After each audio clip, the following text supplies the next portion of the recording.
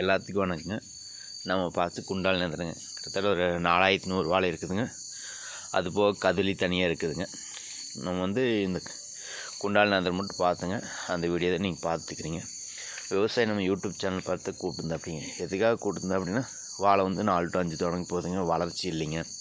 குருத்து நல்லா ஸ்ட்ரைட்டாக வர மாட்டேங்குதுங்க. இலை வந்து நல்லா விரிஞ்சு வர மாட்டேங்குது சொல்லியிருந்தா அப்படிங்க. அந்த காலத்தை பார்த்துட்டு இருக்கிறேங்க.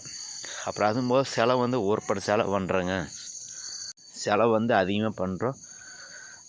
கடைக்கு போகிறோம், அதுன்னு கொடுக்குறாங்க, எல்லாமே பண்ணுறேங்க. ஆனால் ரிசல்ட் மட்டும் இது எடுக்க முடிய மாட்டேங்குது. அதனால தான் உங்கள் யூடியூப் சேனல் பார்த்து நீங்கள் செலவும் ரொம்ப கம்மியாக இருக்குது, மகசூல் வந்து அதிகமாக எடுக்கிற மாதிரி சொல்லியிருந்தீங்க.